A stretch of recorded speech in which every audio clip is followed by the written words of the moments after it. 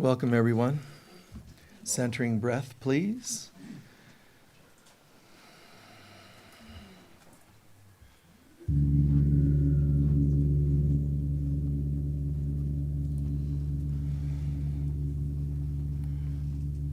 Let's take in that vibratory tone, that cleansing tone that lets us know that we are one.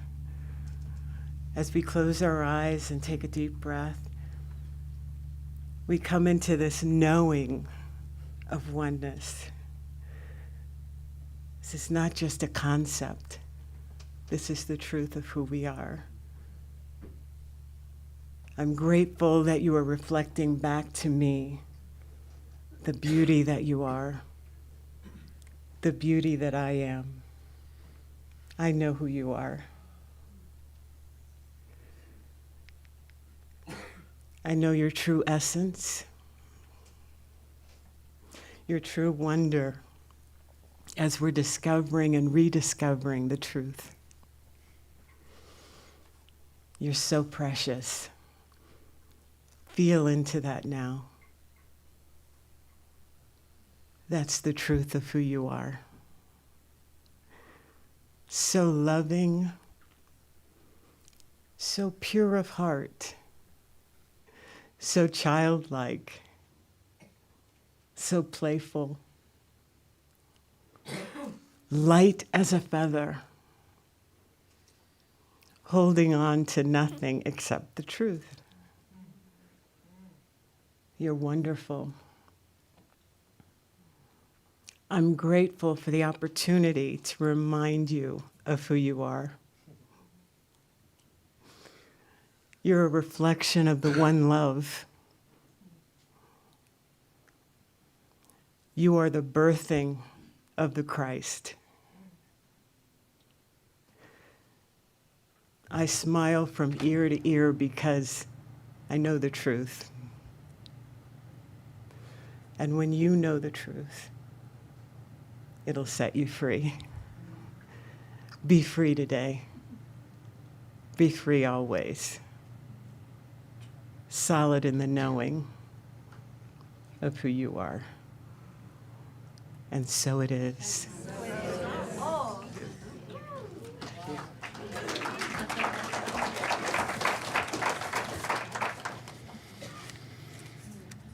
It's so interesting, in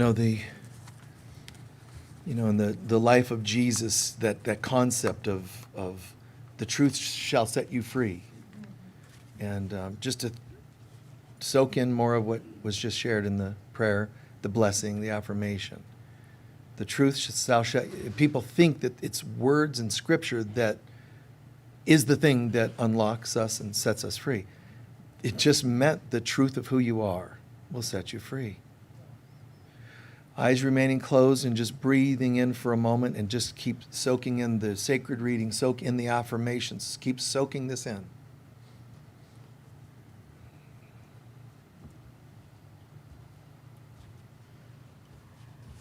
So please join me in reading our mission statement, which you can find on this card. Together we say, the Global Center for Christ Consciousness is a spiritual center for students and masters on the spiritual path. We are dedicated to awakening the inner Christ and to creating a world of love, peace, joy, and abundance. And now for our sacred reading. From Paramahansa Yogananda, there's no excuse for not thinking of God day and night. Rolling in the background of your mind, hear and feel God, God, God. Whether you are washing dishes or digging a ditch or working in an office or a garden, whatever you may be doing, inwardly say, Lord, you are right here. You are in the sun. You are in the grass. You are in the water. You are in this room. You are in my heart. Your presence transmutes all material desires, even the longing for human love, that mortal passion which so often brings pain through some form of change or loss. Loving the Lord, you can never turn back to being satisfied by lesser loves. In God you will find all the love of all hearts. You will find completeness, and so it is.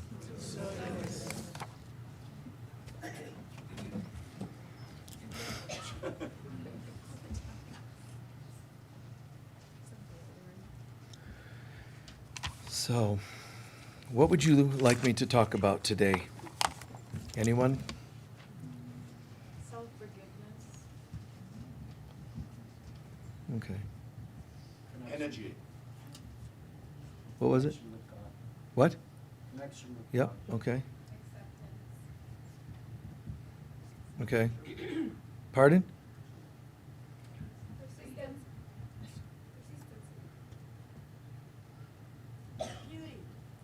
Beauty? Beauty, okay.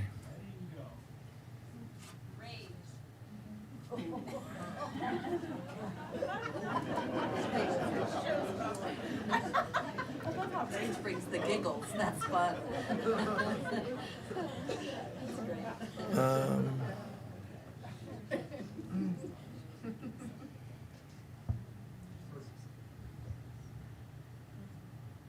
Freedom. Fear. okay, that's good.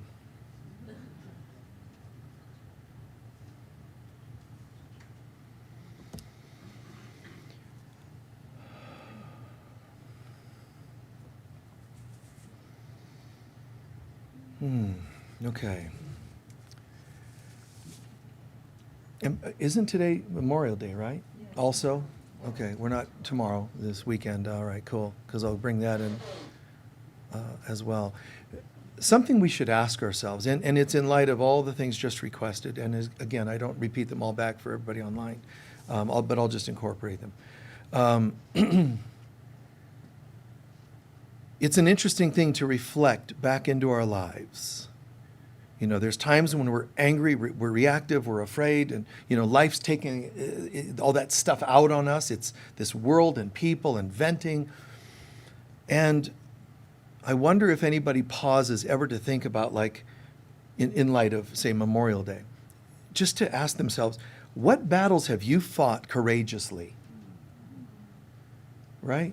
What battles have you fought to say, excuse me, you can feel rage, but you're not taking it out on me. Feel it. Here's a pillow.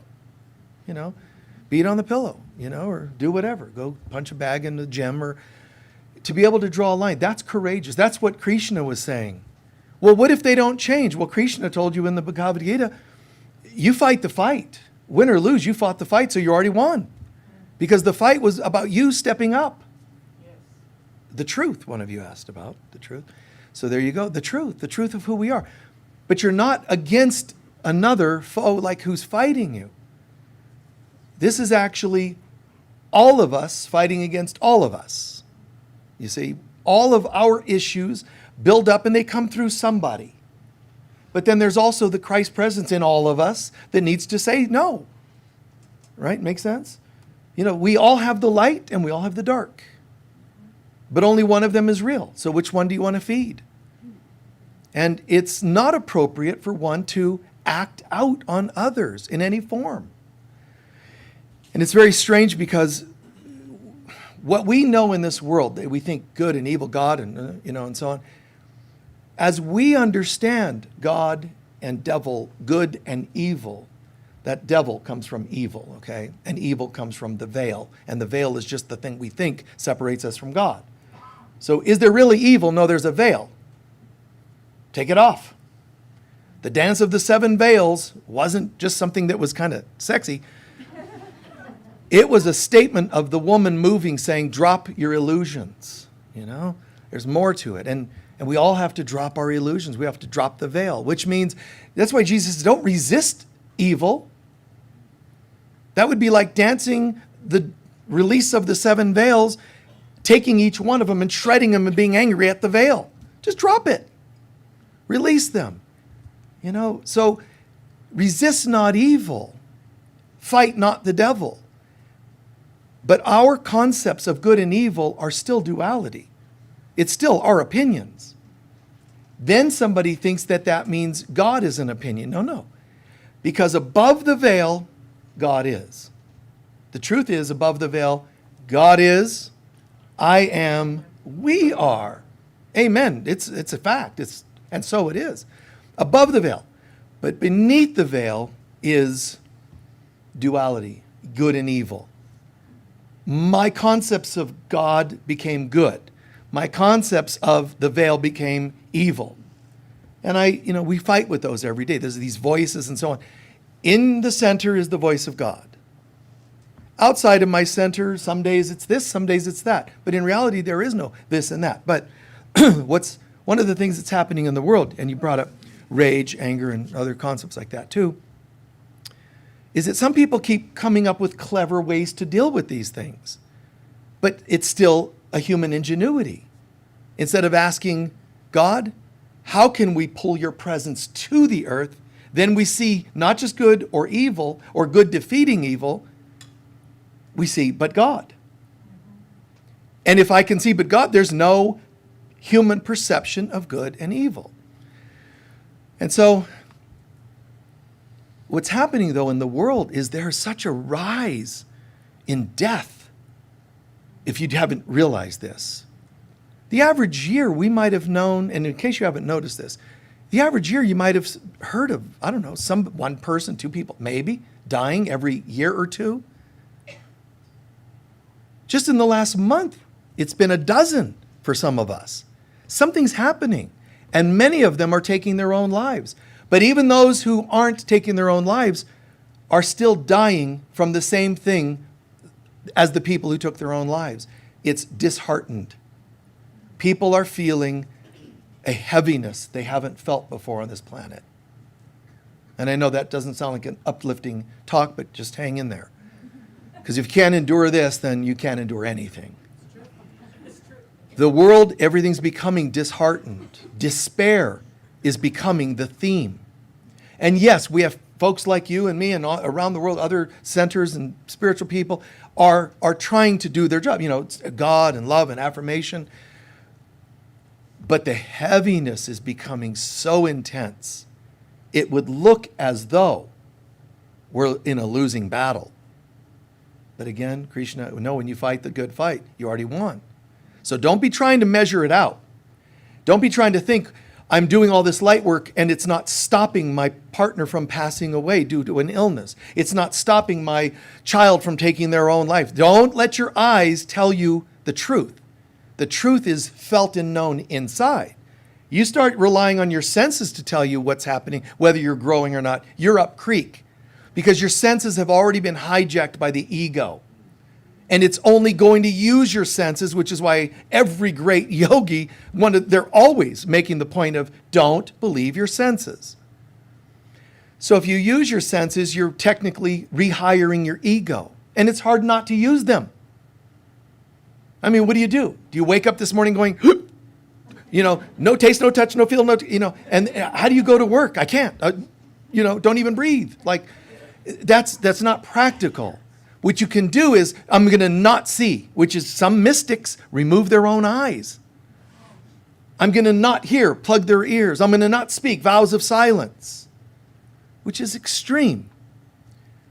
It means, despite having senses, I'm asking God to take control of those senses. I'm giving permission for the Divine Mother, the Holy Spirit, you take. I gave them to my ego. Now I have the authority to choose again and give them to God. You do. Don't think the Course in Miracles or whatever else is telling you we're not supposed to have senses, or mysticism is telling you it's bad. That's what some people have thought. But that which is not lived, it cannot be redeemed. That which you don't bring the light to, you got to bring the light to it. We used to think you have to segment something out because it's evil. I'm not like them. Those bad people, they still do this, they still party, they still drink and whatever. And I don't do any of those things. Look, I abstain. But you look miserable. At least the people getting stoned smile more often. I realize it might be some escapism, but they're smiling. So how can I hold my center and still have a good time? I don't know, because the world tells me everything is this or that. But they're wrong. This world. Those opinions are wrong. There's another way of seeing this. God, how would you have me see this? How would you have me feel this? How would you have me taste this? How would you have me experience this? Everything. Bring God to everything. Don't say, oh, Lord, you probably should close your eyes now because I'm about to shower. You know, you don't want to see this. It ain't what it used to be. You know, like God's like, whoa, you ain't kidding, you know. It cannot happen. God cannot see your limited self. Because God can only see and know real. That which is real is eternal. That which is not real is not eternal. So God can only see that which is real. Which means if you have low self-worth or flaws or whatever you think to be challenges or limitations, the good news is God can't even see those, because if God could, they would be real. Then you'd have something to worry about. So it's like there is God and then there's my opinions, is all it comes down to. That's all it is. I mean, and which means technically, of course, in Miracles calls this an authority issue. Because I forget who's really in charge. And it's not a competition. There really is only God. Okay, yeah, I heard that, so I'm supposed to just surrender to God. I guess I don't matter. No, you are part of God. But the part of you that doubts and limits and so on isn't the part that's part of God. You see? So, it's an interesting thing. Last week, we talked about, last Sunday, we talked about kind of like our fall to a degree. I was talking, I think, about the concept of the Bible's version, the fall from heaven and all that. All of that is true in a sense. A lot of it's metaphor, but it's still truth, but put in a story. You know, but it's important to remember my will versus God's will. And I think we have a talk on that somewhere. You can look on YouTube. But we have this rebelliousness. When we read in the Bible that there's a rebellion in heaven, Lucifer gets cast out. That's me. That's you. Every day that we want our will instead of God's will, it's the rebellion again. Oh, that Lucifer screwed everything up for us. No, you were involved. And you still do it. When you know what's right, but you do something contrary to the knowing of what's right or healthy for you. You know, and it's just like, just own it. Just don't judge and don't not do it. If you judge yourself for it, you're going to tend towards depression. And if you do your best to never make mistakes, you're going to tend towards anxiety. That's what happens. Or if you do both, it's called bipolar. Seriously. If you try to make yourself behave, you're going to have neurosis. You're going to have this, oh my God, I got to get it right. If you give into it, I failed again. That's called depression. You don't realize that even your psychological disorders are spiritually based, and they're about you judging yourself. You think you just are depressed or anxious or both. No, this is built every day by our judgments on ourselves. And I'm not saying one of you is this. Everybody has all of it to some degree, but which one are you feeding today? And I'm learning to go from the one, the other, or both to this. There is another option. And it's, in a nutshell, of course, I'm going to let go of judging either way. Wow, today I gave in and did something. Got to forgive myself. Yeah. Today I didn't do something and I refrained. Wow, you think you can improve upon yourself? I'm trying to be perfected. A mystic. Look at me.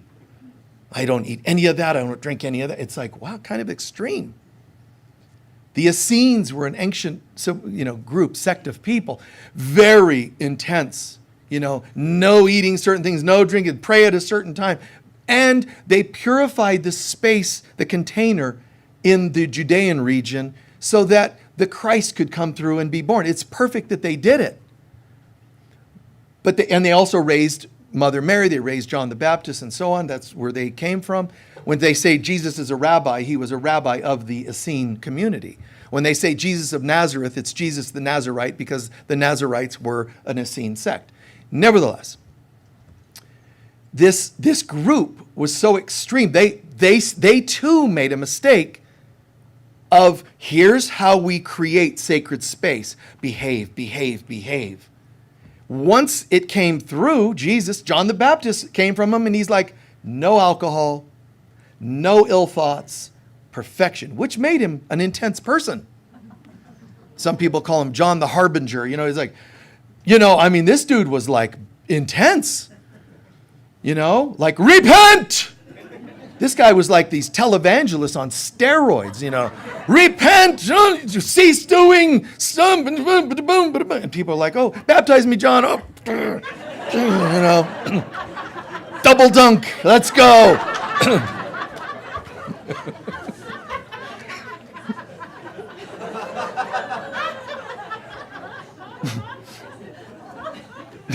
So, forgive me, John. Jesus is raised by the same community. Now they're thinking, we brought forth John the Baptist. We're like, this is pretty cool. Jesus comes forth and he's like, yeah, would you like some wine? And they're like, you're in a scene, you're not allowed. No, I don't belong to anybody. I just do what is right in the moment, and I'm holy about it. Nothing, he says in the Gospel of Mary Magdalene, to her, nothing is evil. It's man's thinking that makes it so. We hear Shakespeare also along those lines various times. It's man's thinking that makes it so. How can something be evil? There's only God. But you can twist it. It's like in musically speaking. You can have notes and you can have discordant notes. Which ones do you want to play?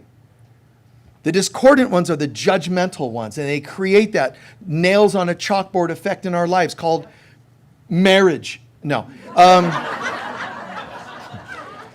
joking, but the relationships that you keep having to get counseling over because of this, your parents, your mother that did this and didn't do that, that's all the discordant notes that we created on this planet. We did this. It's not God did this to see if we could handle it. People still think that. God is like, oy vey, God's going, where do you guys come up with this stuff? And it's called projection. It's a spiritual, psychological illness. You don't want to own you played a part, so you blame someone else. We even blame God. Even when we dress it up. Isn't God magnificent? God, the all-knowing, puts me into tests that only God would know that I can handle. Go gentle on me, oh Lord. Like we still project it like God's like, all right, or else, None of that has anything whatsoever to do with God. God looks at us and says, you folks are on a journey without distance to a place you never left. Once you get that, you're going to laugh. You're going to go, gee, wow. Remember I married you 10 times just to get one lesson learned? Like it is preposterous, really, which is laughable, but the hurt and the pain temporarily that it causes is not laughable, and it's not okay. And we need to learn to say, no, not today, to these kinds of things. So we covered a little bit of that last week, but kind of adding to that story and repeating just this much of it. God is, I am, we are. Or God is, I am, we are. And all we are is a hologram to reflect back to me how I am doing with God is. If I forget that God is, I am beginning to struggle, and the I am beginning to struggle starts to become, we are pretty messed up. And we think fixing the world, if I move some chess pieces around, there, that's all better. And it isn't. You can't fix, as Einstein said, problems with the same mind that created them. I have to recognize my healthy dependence upon God. I don't know. Instead of, I got this covered, you need to do that, we need to vote for that. You didn't vote for that? I hate you. I want to disown you. You need a mask? You don't believe in masks? I hate you. And it starts becoming this whole like weird dualistic thing. And now nobody knows what to think. Nobody knows what to feel. If someone sees someone beating someone up, they're afraid to do anything about it. because then they're going to get attacked. So everybody lives like this. Just no breathing, no heart open, no trust, no life, no joy. And that kills people. And the ego just sits back, reeling them in. Just throwing out the bait, a little bit more hatred. The news, government, science, they're all hijacked by the ego, and they're the only ones that are allowed to talk. And what I'm referring to here is the people lose heart. You cannot live without your heart. You can't know things. You can't truly feel. You can only react from the lower 3 chakras, our base human self. I'm not shaming those parts. I'm not. We bring God into those because everything needs to be redeemed. I'm not the mystic that says anti-body, anti-emotions, anti-intellectual mind. I'm saying those are clearly being hijacked and run by the ego, and I have to make the choice to say, I see it, I own my part, and I'm choosing again. You, God, my mind, you, my emotions, you show me what to think, show me what to feel. For some people, that's very intimidating because it sounds like you're being left out. No, you can't be included any more than being one with God. How could that be any more inclusive? You're left out when you try to fight against the knowing of the truth of who you are. You think that having independent opinions makes you feel alive. But what I've done is I've unplugged from my source of air and call it independence. We think free will is that very thing, that I can do whatever I want, and you can. But one decision to align with God is real and life-giving, and the other, or biogenic, the other is disconnecting, and it's biocytic, life-killing, life-destroying. It doesn't make any sense to say, I'm going to step out on my own and make my own decisions. I don't need God. I don't need a husband. I don't need a wife. I don't need a partner. I don't need this and that and the other, a boss. But the anger and hurt behind it is already strangling out the life. I get that you're hurt and angry. Tell us about that. Hold my hand and squeeze my hand and tell me about that. Take a pillow and talk to a counselor. Go to your sponsor. Talk about it. Get it out appropriately. Get it out. Otherwise, it's like you're an astronaut out in space and you're going to go on a spacewalk. So you have your lifeline, you've got your oxygen. And then you shut the door on the cord that brings you the oxygen. How well is that going to go? And you know what's going to happen if anybody else is out there with air and they didn't shut the door on their oxygen line? They're going to be ripping off your mask desperately to try to get your air. That's a natural human instinct, right? Survival instinct, the body. It's going to start lashing out on whoever does have air. And that's what people are doing to you now. They're lashing out on you because they can't breathe. So, they know not what they do. It's not all as calculated as you think. And sure, there's calculations to this. But hidden behind the calculated efforts on their part to take from others is an unconscious desperation. And it's not even one about they need money. It's God. The only thing we really need is reconnect with Spirit, reconnect with God. That's what gives us life. That's what gives us everything. Love, life, beingness.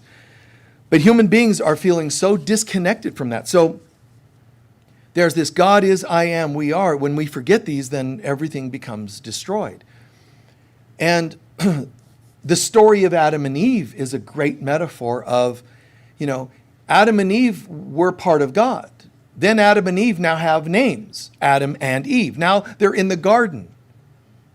And then eventually they fall and they're cast out of the garden. But what really is happening is, that's me. I am part of God, so God is, Adam and Eve once knew. Then comes, I am Adam and Eve, but I'm living in the Garden of Eden. Pretty sweet. But that's not Kansas anymore, Toto. You're not in heaven. You're in Eden, which is heaven-like. But then they fell even further into the human plane, the material world, and now they've solidified their departure from God. So there's steps away from God and there's steps back to God. God is the truth, that's perfect, that's whole. I am, but I am capable of I am as God is or I am not as God is. This is the chooser now. I used to just be one with. I became a soul, an individuated soul who chooses. And I can make choices that are not whole. God, love, truth. And then that results in the human condition, where we struggle so much and try to repair our issues on that level. You got to get back to where it all happened, in here, our choices to judge ourselves and others. And with Adam and Eve, you find that story. There's this serpent that says to Eve, tempting Eve. Eve is the receptive part of us that's willing to listen and trust. So the serpent speaks to Eve and convinces her, you have forgotten, haven't you? You used to be one with God, weren't you? Yes, I was. And now you're Eve and you're living a different life. I know, I can tell you how to become God again. You can? Eve says. He tempts her and seems to awaken her. The same way people that try to use certain external things to have spiritual trips and call it oneness with God. It's not actually that. It's a synthetic version of it. I'm not dissing any of it or all of it. I'm saying God is. As soon as I use something to remind me of that, it's still a something and that's okay. Just own it and say I'm still using a something for now. One day I won't have to think of anything, do anything. I don't have to forgive anything. I'll be back. But that's another story. Coming this way, God is to the garden and Eve gets tempted. Then Eve kind of goes, wow, something's happening. She then calls to Adam, Adam, I got to show you this. The two of them fall. Now what's happening is God is. I am etheric, living in the Garden of Eden, an etheric being. And then something happens. And that is a temptation arises that says, you have forgotten the knowingness. Now picture this metaphor, your third eye. And your third eye is the shape of what's called the vesica Piscis, which is also known as the symbol of the Christ. Jesus drawing a fish on the ground to let people know. The early Christians didn't use crosses. They used the shape of the vesica Piscis to indicate when they were having meetings for their safety, okay, to escape persecution. So that symbol is also, it's not just like a Christian symbol, it's the symbol of you remembering who you are. Boom, that opens. I remember, that's great. The problem is, I forgot. I, like the letter I, and the eye, the third eye, I closed it and I forgot. And I opened these eyes. And I started perceiving life through my senses. So when the serpent, which you can call beings or you can call it the ego, when the serpent says, you want to become like God. And of course we're saying yes, but it has no intention of you remembering really the real God. So what it did is it says, you forgot this eye, I'm going to give you another one. The genitals, which have the same shape. So this evil ego takes our attention from what we really need and puts it here. And so when we hear that Eve was tempted, it wasn't an apple that they ate. The symbol originally was a pomegranate. And that's why your tarot cards of these historic moments show a pomegranate on the goddesses and so forth. It meant multi-seeded, but it meant fertility. So what the serpent was tempting them with was human fertility. You're not a human being. You're an etheric being and you're just one step away from God. Let's go home. No, wait. I want to hear what they have to say. Well, what we need to do is stimulate energy in the pelvis that you don't have because you're etheric, but it's kind of in that region. And it starts to happen. You start activating your energy systems to become denser. The energy systems activate what's called your nervous system. Your nervous system eventually needs skin to cover those nerves. And that's why it says when they fell, they needed skins. Yeah. Right? Right? You needed skins. And so this is kind of cool because that we call it the yoni in Tantra, which means sacred space. It's a different terminology than we're used to, whether it's clinical terms or guttural terms, street terms for the yoni. This is where you're spiritually born, but now I can't be because I was born in sin through a woman. And women are cursed because they're part of Eve, and she's the one who tempted Adam, and so on. So now this thing, the yoni, which is really a symbol of the Christ, becomes a symbol of your humanness. And they'll tell you you're born in sin. Why? Because you were born of the flesh and so on. Which is kind of true because we gave up our divine birth through this eye and came through this one. What's the solution? Curse the woman who had the thing for you to come through? No.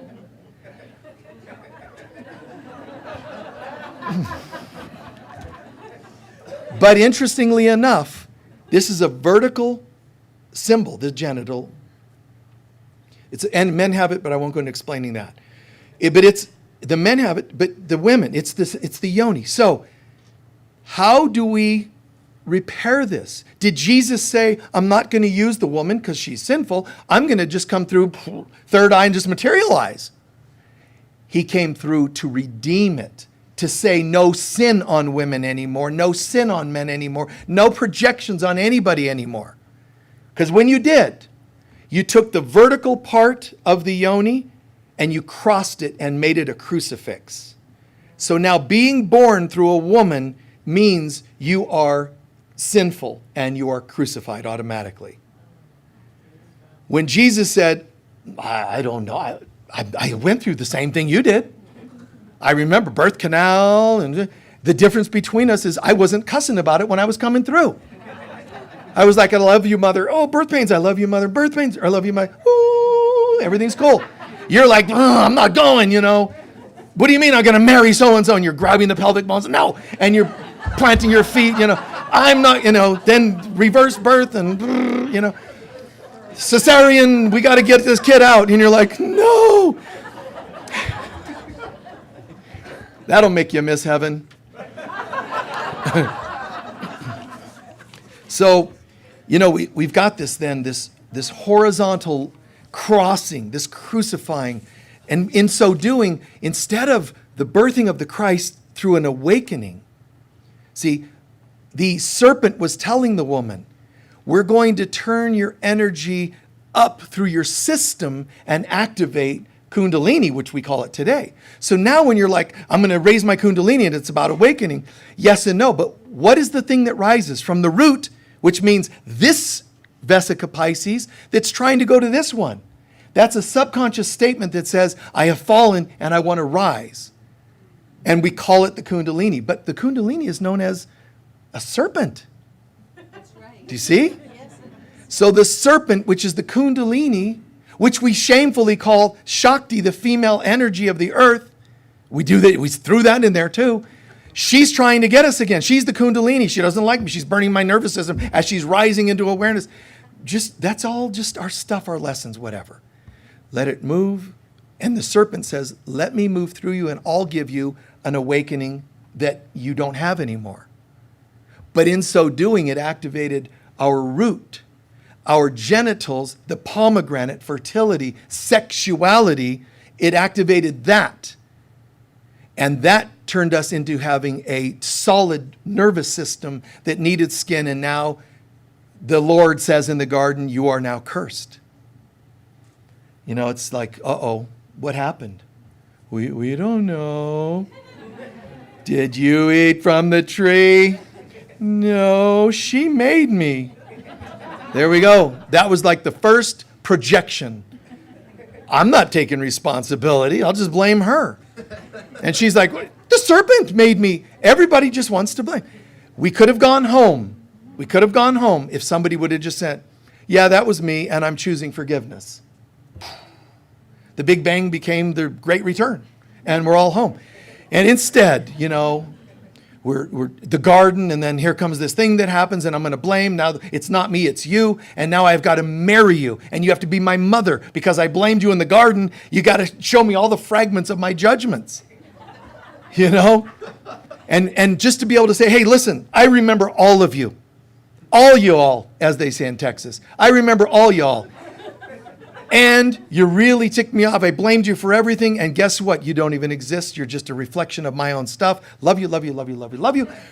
Ooh, and we're good. Bring the light to everything. Let the light shine upon true sacredness in, for example, sexuality or tantra and things like that. True sacredness means we're joining for the sake of a redemption, a joining where we once split off. I once blamed you for this. She says, I once blamed you. You know what we can do? Let's sit together. Let's eye-to-eye contact and forgive it all. I want to know who you really are, and in finding that, I'll find me. And we're now joining again. That which the Lord, they say, split apart, which is really us, is now joined together. And then you hear, that which is joined, no man can separate. Because once we've chosen to remember the divinity in ourselves and each other, it becomes solid. Meaning it becomes locked into place, which it should. And one of you is asking about reconnecting, and that's what that's about. You know, through others, you find yourself or lose yourself. Not in a codependent way. I'm not saying that. I'm saying my beliefs about you determine who I believe I am. So in releasing the we are, broken and, we are to blame and we are attacking each other, I see through it. And I learn to, wow, that's not where I want to go with this.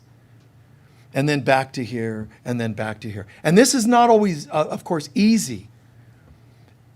Sometimes we become so sensitive that we might get to a point you're evolving spiritually.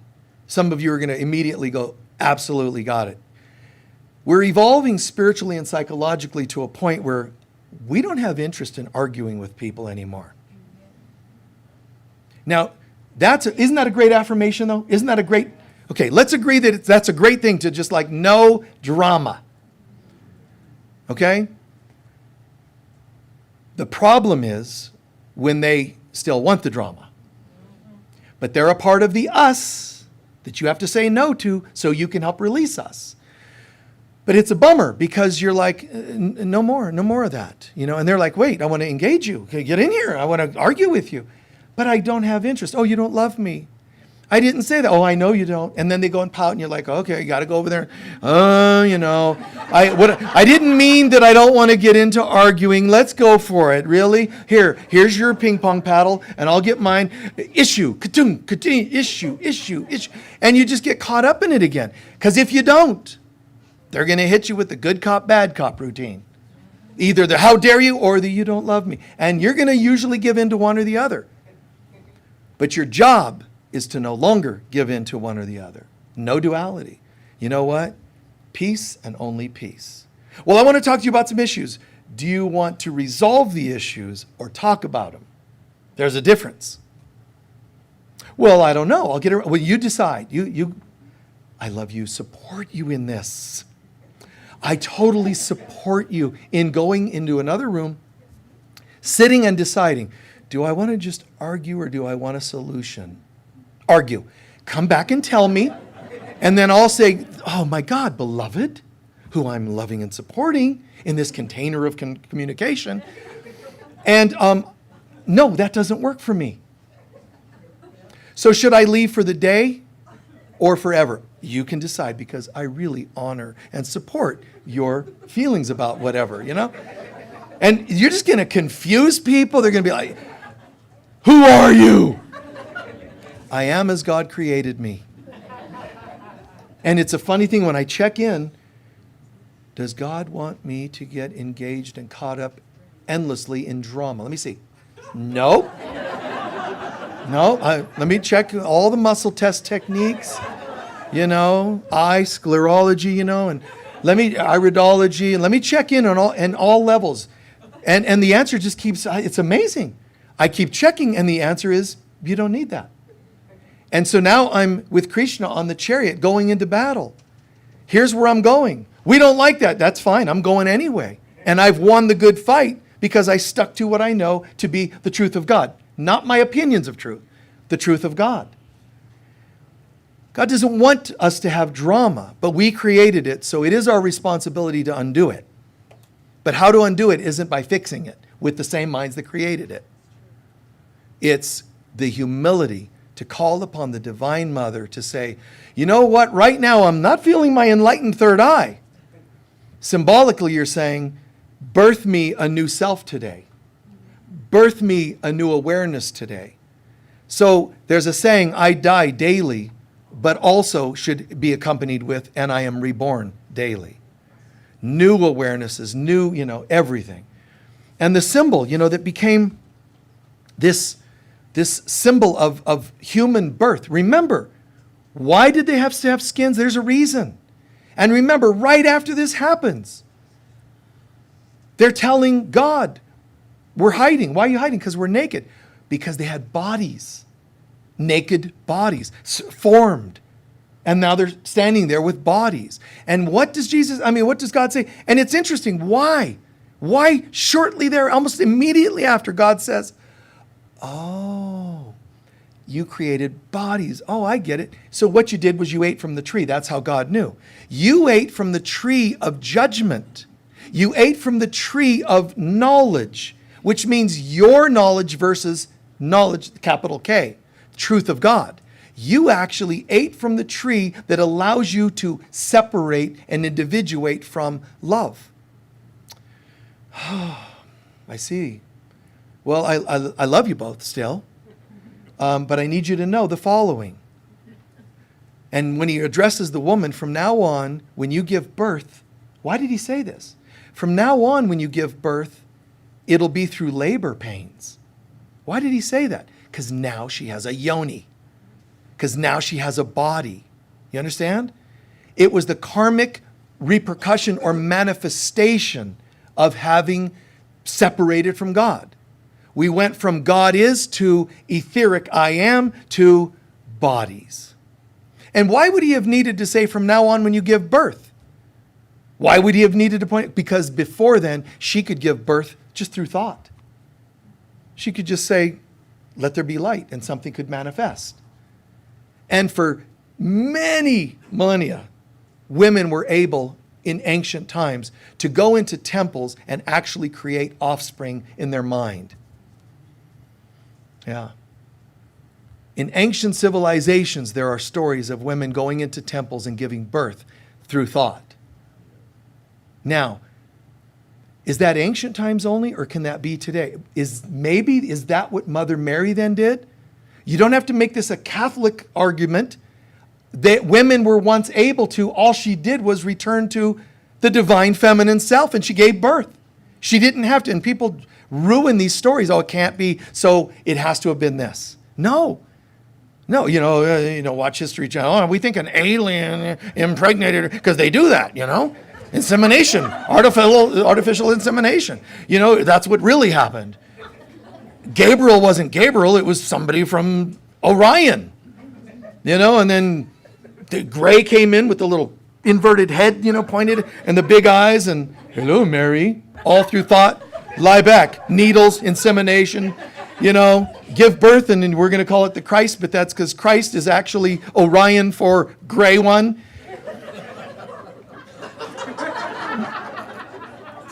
God. They just can't say, no, it is possible for a man or a woman to be so holy, so engaged in her God self, that anything is possible. I decided to have a child today, and my awareness level is so high that I'm going to have a Christ being come through. You have to have high vibration to bring. You don't just go, well, anybody just could have the Christ. Vibrational compatibility is important.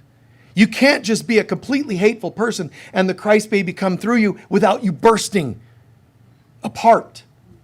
All the anti-Christ self would have had to flee. Jesus would walk into a room, and if somebody was possessed, those beings recognized him, and they would go nuts.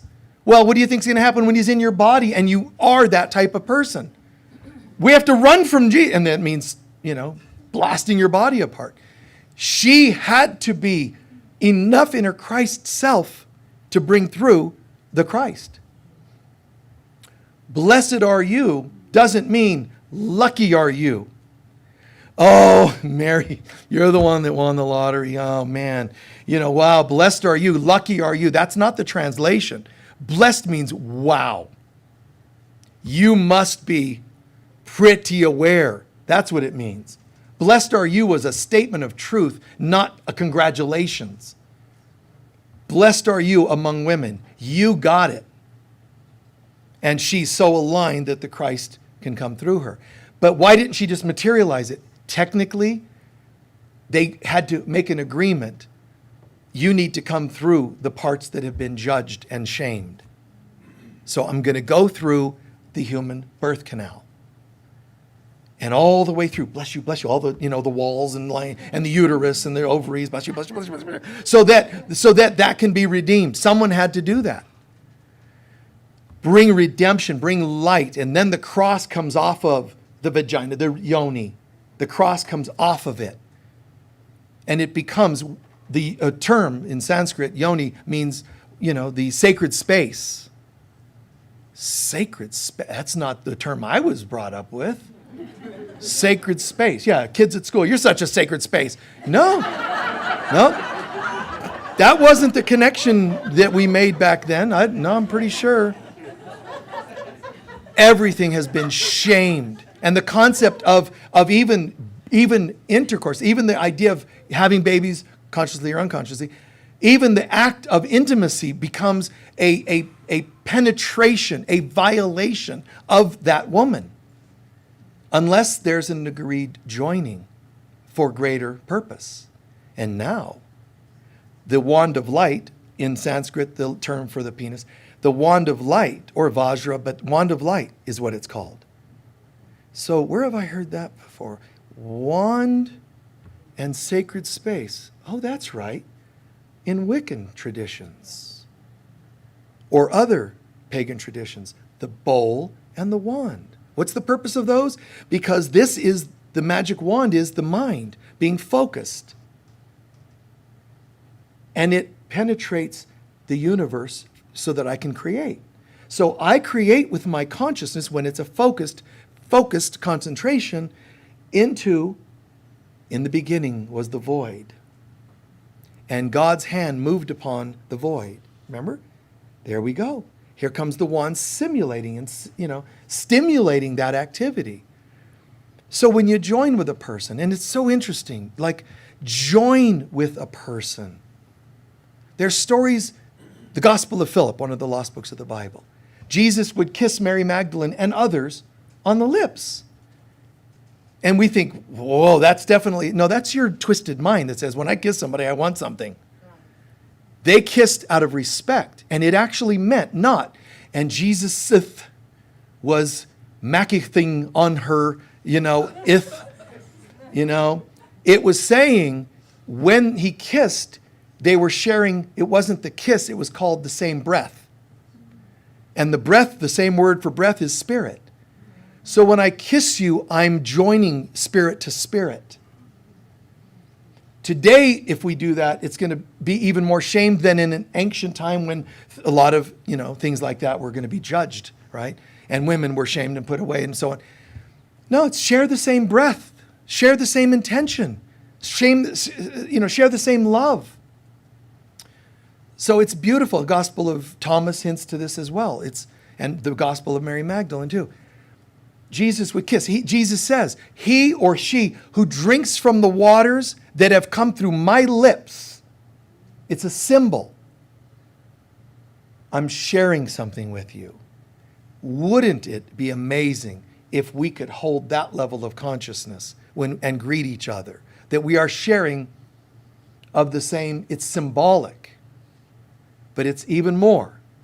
The symbol of the mouth is another yoni, another third eye. It's another Vesica Pisces, which is the symbol of the Christ. So when I'm in my right mind, what comes out my mouth is the Christ words. Your throat chakra is associated with your mouth. Your throat chakra is the Christ center. 4 human centers, the Christ center. The Father, the Son, and the Holy Spirit. The Father, the Son, and the Holy Spirit. The Trinity is right up here. The mouth is where I can speak the truth because it comes from my belief of who I am. If I don't know who I am, I speak all kinds of other things, hate and venom, because it betrays what's happening in my belief systems. So this, even the mouth, becomes a potential of the Christ. The shape of the mouth, the shape of the vesica Pisces, in the Mayan hieroglyphics, Egyptian hieroglyphics, the symbols consistently around the world, the symbol is to speak, or the word. You see, the word. Jesus says, I am the word. In the Mayan tradition and in the Egyptian tradition and elsewhere around the world, that symbol shows up when they're speaking about, like, creative word. That's the symbol, because that's your Christ self. So do not blaspheme against God means don't even speak judgments about yourself and others. So what do? Hide them? No. Be honest. I'm afraid today. I'm triggered today. Let that out, and then let it go and replace it with the truth of God. We all have that possibility. We all have that chance every day. I am as God created me, or I am not. And you'll know by what kind of venom. It's light, but is it light that burns you, or is it light that warms you? What I do from this place. So interesting that the Christ Center is also when Jesus says, I am the Word. Right? Interesting. He's saying, I've opened up the consciousness of the memory that I am the Christ self, and he's speaking it right from the throat center. I am as God created me. I am the Christ. Are you the Son of God? I am. Are you this and that? I am. He keeps saying that. He's affirming the Christ center out. Then he says to you, and no one reaches the Father but through me. What did he just say now that you know that? That anybody living their human self cannot rise to the God, the Father, but through me means if you don't remember you're the Christ, you can't get home. You see? So the Christians make it into a religion that you can't get to Jesus but through our religion. Just open your eyes and see the truth. Oh, I get what they were saying. And if you go sit in a Christian congregation and they're going, Jesus is the Word, you just smile. Because they're right, but you understand what it means. And no one will get to Jesus, but to heaven, but through Jesus. Chakras, that's right. Just smile. Don't lean into the fundamentalist next to you and go, they're talking about chakras. That's not going to go well. It's not going to go well. Throat chakra, the Father and this, human self, fall, and then skins and the yoni and the cross on the yoni, yeah. I wouldn't do that. I wouldn't even go to Safeway today with that, okay? Even though they call it Safeway, I don't think, even in Sedona, I don't think it'd be safe. It'd be a little out there for some. But as I'm sharing these things, even if some of it makes you go, this guy's out there, ignore that and listen to the next thing. And if you have to ignore 2,000 things that I've said today, don't come back. It's okay, because that means that something's not clicking for you, and that's perfect. There are all kinds of spiritual centers and churches and so forth in town. Go just listen to one of those. John 15:3, and one of those preachy kinds of things. And, you're a sinner. I like this place. If that works for you, that's fine. This place is weird, that yonis, and they talk about all kinds of shameful things. Someone needs to do some forgiveness, God, heaven help your yoni, Jesus, where do these things come from? Anyway, the good news is that when I say things that are absurd, I'm only channeling. It's not my fault.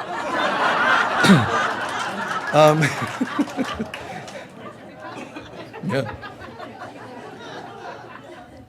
What we really are looking for, the song we sang this morning before service, Good Father, what we're really looking for is you, God. And I know the tone of religiosity that can have. I know that brings up some issues for some people. What do you mean, God? What about my I am self? Okay, first of all, work on that, man. Forgive, But also, because God didn't do that to you. God didn't make the religions that have hurt you. Okay? It's man. Forgive man, because they know not what they do. But see and choose to see the Christ, the light, the I am presence of God in all things. God is, I am, we are. And you're still going to have somebody not make the right food at your restaurant. You're going to still have your children do things.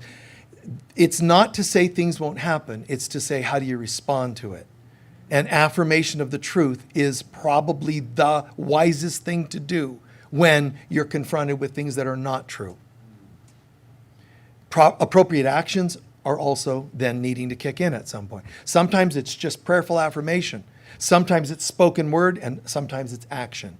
You get up and leave the room or the relationship or the job or whatever when things get a bit too far gone. But even when they do, and even when you seem to give up and leave, that's not how I choose to see it. I left, but I extend love and forgiveness to all. I left, and I extend love and forgiveness to me. You leave with as holy a mind as you can. They're not failures other than in our mind. As long as you're willing to learn what you needed to learn, move on. You've done well. Please take a few centering breaths.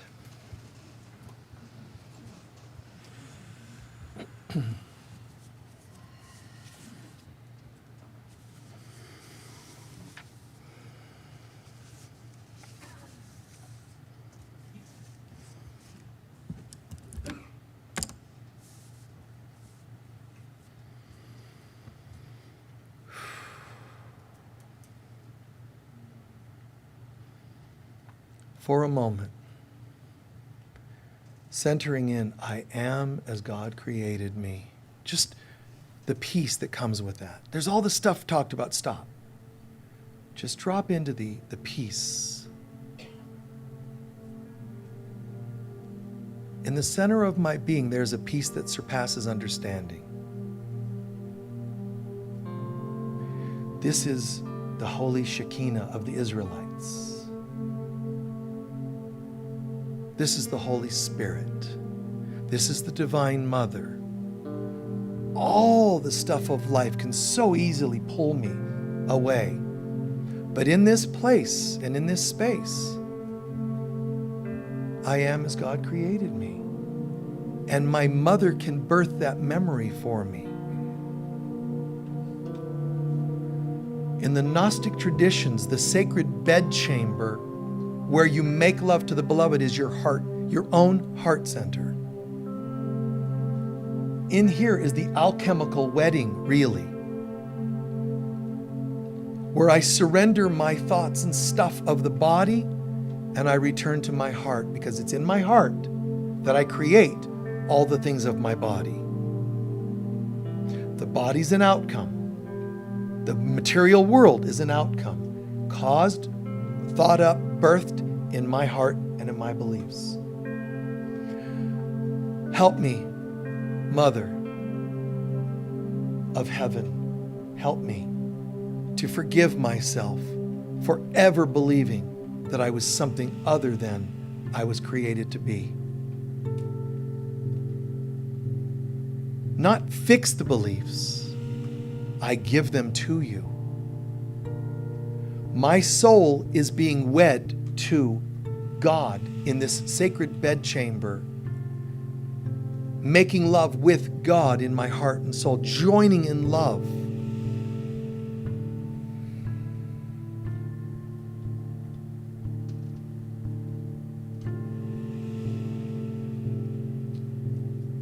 All that I once thought I needed to forgive in others, I am still willing to do. But I'm also coming to understand that I cannot really ever forgive any one or more persons out there without forgiving myself, because they reflect myself. Onto the altar in this heart of mine, beloved Mother, I give up all such beliefs. Lift them out of me. Lift them up. I'm not cursing them, judging them. I'm gifting them to you. You ask of me, Mother. You say to me consistently, my sweet child, when you make something for me for Mother's Day, when you want to be romantic with me on Valentine's Day, when you want to gift things on Christmas, here's what I want my children to give me. Their lies. Their false concepts of who they are. That doesn't sound like a great gift, Mom. And she says, you have no idea. Because when you give up your pain, I can birth you into who you really are. And that is every mother's dream. Then I give this up now. With as little hesitation as possible, I give this all to you. I am, male or female, I am a handmaiden of the Lord. I am here to do your will. I am in service to you, Divine Mother. You know exactly what I'm able to do at every given moment.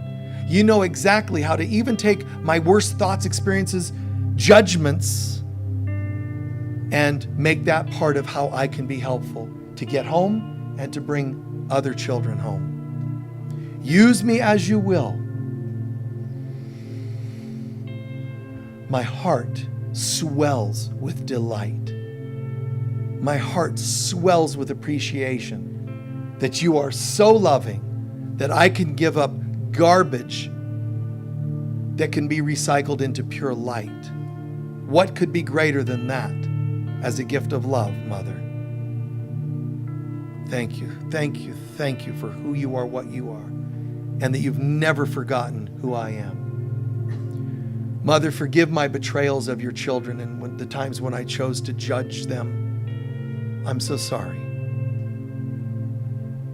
She then says, then turn to them and remember them, any of them, one or more. Look at them. The religion, the people, the group, the sect, the whatever, race.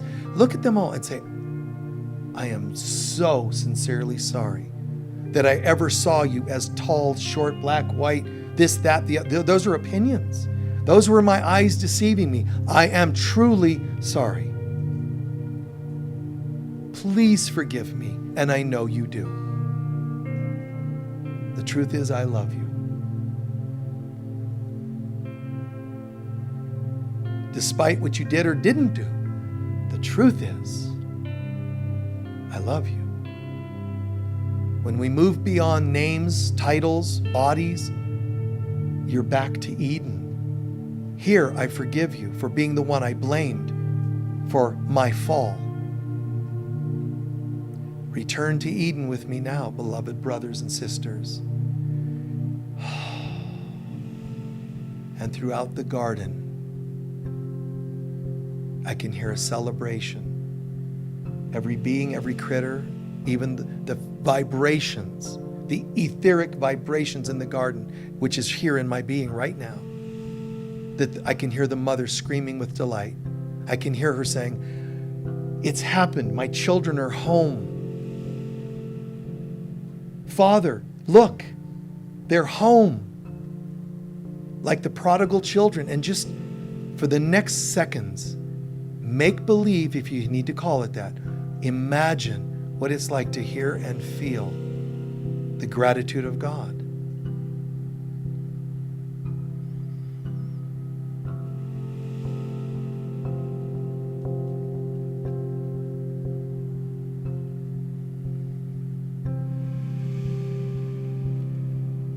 Breathe into that feeling and allow it to create a sweet sound, just light from our being for about a minute.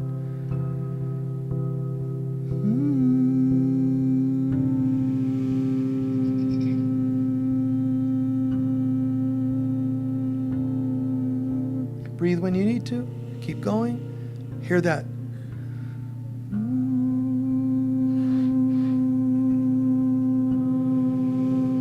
The vibration of Eden. The vibration of God's children coming together again throughout Eden. Not sounds of discordance, pain, hurt. Answers, miracles. Ooh. Shine light on everyone suffering, struggling. Shine light on those who have taken their lives ever, and especially now, lately. Be of good cheer, brothers and sisters. Tell them all. Those who went and those who are still remaining. Brothers, sisters, can't you hear it? Can't you feel it? What you're looking for, thought you didn't have, or that the world couldn't provide. It's right here. The presence of love.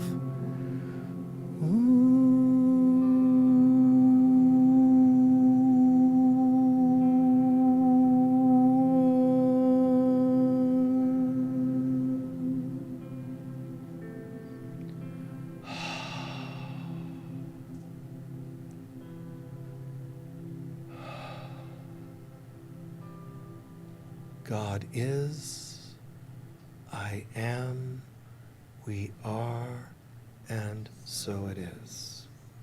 Thank you.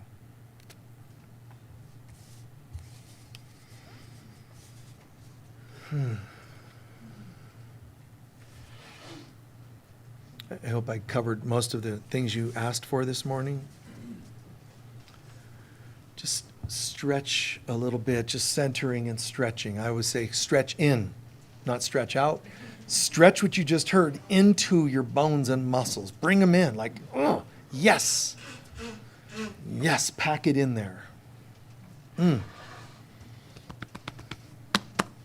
Pack it into your organs, your glands, your muscles. Just, yes, breathe it in. Techniques of integration. We're going to do our closing prayer, first our collection, and we'll be done for today. Let's see. You can still sign up, by the way. The Daughters of Heaven conference has now been announced. It's just being announced this week. We're going to have a conference here at the Global Center in Sedona for the Daughters of Heaven conference. It's almost like light workers, a conference on steroids, you know. Yeah, it's just fantastic. Something's being created. We've got, oh my God, the musicians that are, it's just amazing. All scheduled, everybody's done. They all stepped up and said, I'd like to, and it's all done. We have Ashana, who is, to me, an incredible musician. She's the Dever Pamal of the West, in a sense. So she does a lot more like the Western types of chants and prayers. And I mean, she's incredible. Every time I've gone to a body worker, the times I have gone, I've asked for her music to be played. That's how much I think of her. But Ashana, that's quite a cool thing that we have her. Of course, John Dumas and several others. Some of you that are sitting in the room, thank you. So, but there's something really cool being developed. The Daughters of Heaven conference is not to be done the way conferences are typically done. There's going to be great speakers, but the whole container of this event, we can only fit a little more than a couple hundred people in here, so sign up today if you can. And you get $50, it's only a few $100s, but you get $50 off if you sign up, immediately. But the container, there'll be musicians not on the stage playing at you. There'll be musicians in the audience where we're all doing this together. Every sound, every healing, everything's going to be experienced together. Everything will weave instead of a speaker, a this, a that. Segmented, it's a woven experience. So this is going to be a multi-dimensional experience, not an event, conference-like event. So join us if you can. It's going to be fantastic. And then also, remember, if you're in the area, you can come and visit us here. We have a healing room outside. The yurt out here has a crystal bed in it. That's a pretty extraordinary experience. So check that out. This afternoon, if you can still sign up for my Living Mastery workshop, just if you're interested. It's today, but if you missed yesterday, it doesn't matter. You can still go back and watch yesterday's work. So if you want to get in that, just sign up. All right. And thank you. Thank you for your love, your patience, your joining, your co-creating of what we experience here at the center in our talks. And I hope, my prayer is that it's kind of easy on the mind. It can be, but I also know that some triggers can happen and, things can happen and so forth, which isn't my intention most of the time. Sometimes there's just an opportunity. No. But my irreverence and my silliness, and that's all part of it because things should be easy, including finding God. If you're not separate from God, finding God shouldn't be complicated. So laugh and move and share and experience. And one thing on this conference, Daughters of Heaven, people have criteria. What kind of speakers? What speakers are you going to get? Now, Michael is different. We know that. So there's people saying, well, which ones are authors? How many books have they sold? That's what conferences usually do. When I was asked my opinion, I said, here's my method for deciding on whether a speaker's right. I close my eyes, and if I can picture them dancing, they're right. If they're the type that would sit there, what is all this movement and peace and joy, then they're probably not right for us. So that's true. I actually said, can you? Nope. Yep. That's, my silly way of doing things. So thank you for being that openness, being in that state of openness. Feel your hearts open. Feel the sense of gratitude. Be as generous as you can be in your donations.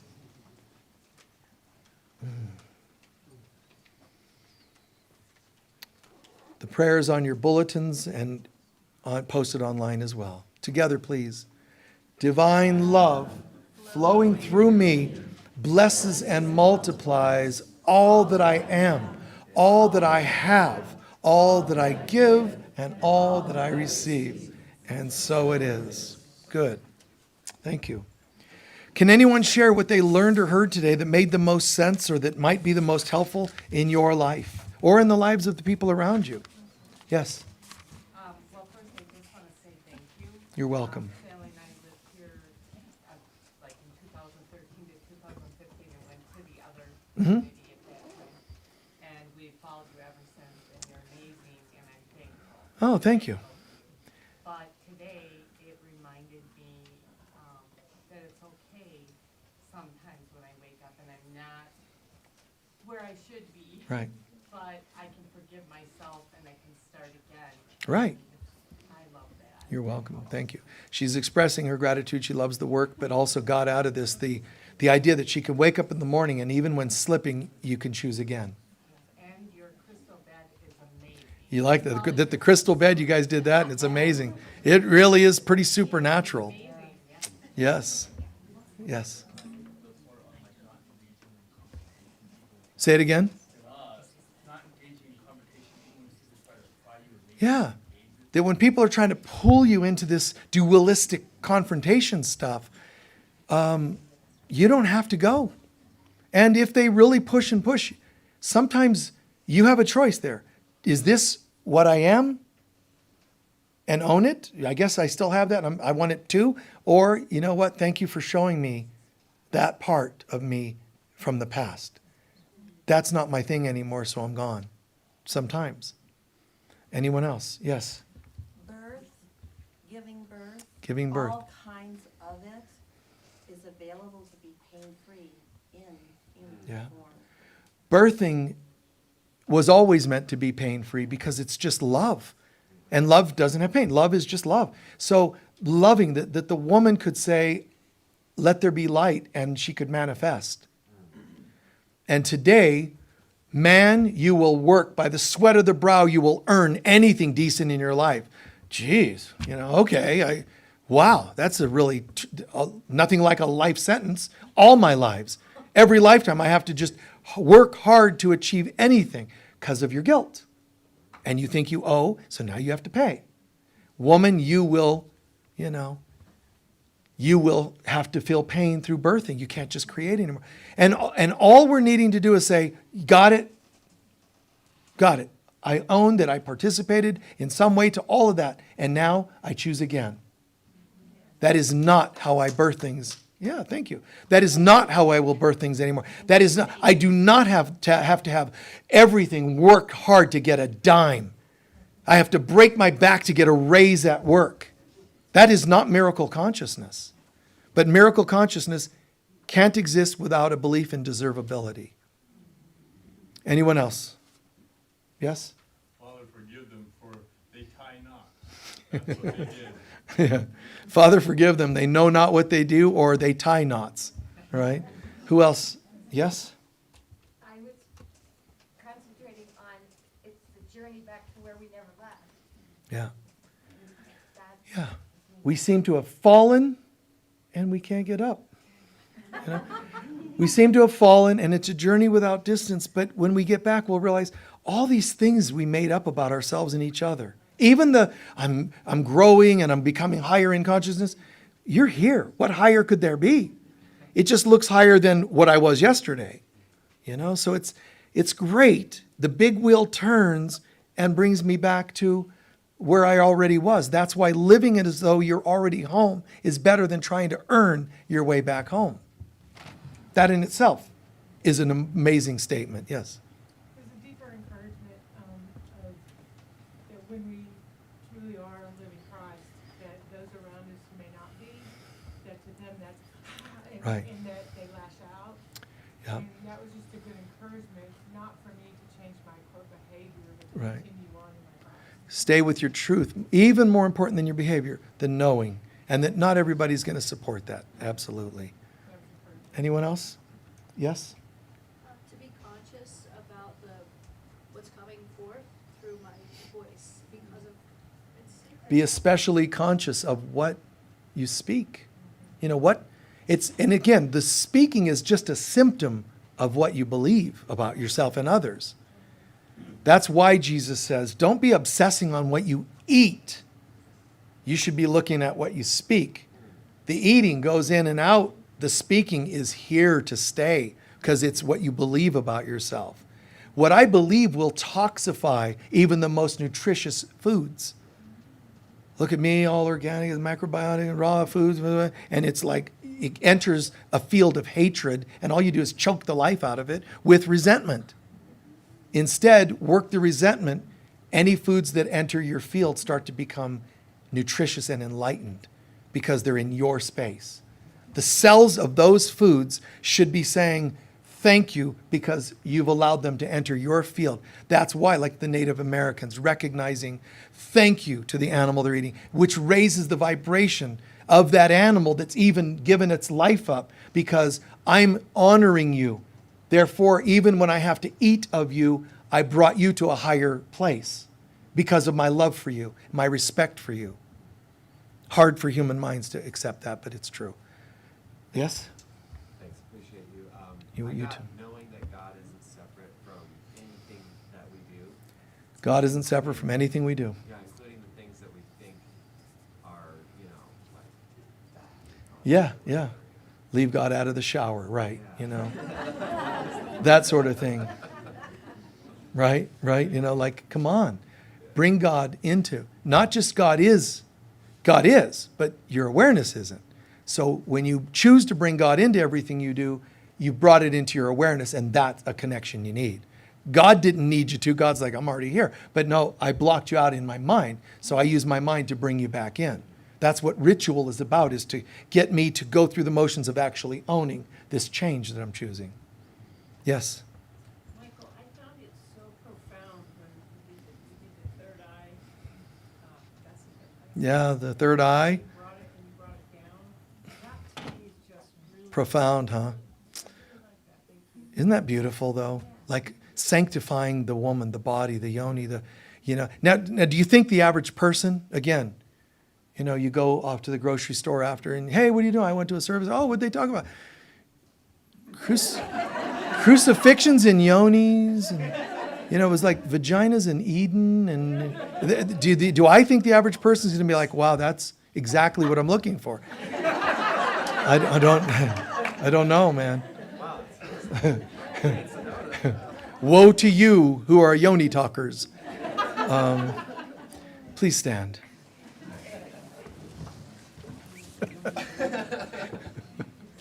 Oh my God.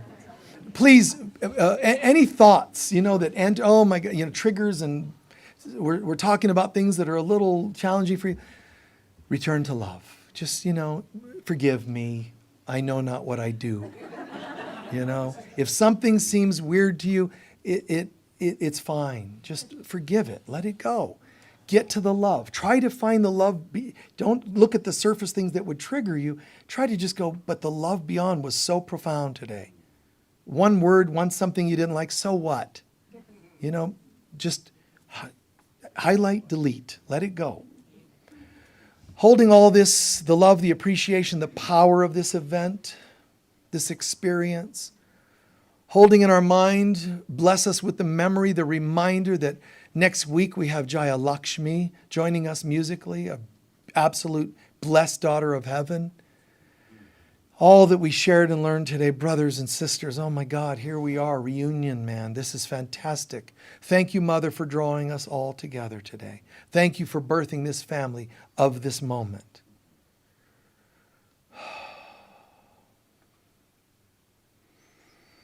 The love of God surrounds us.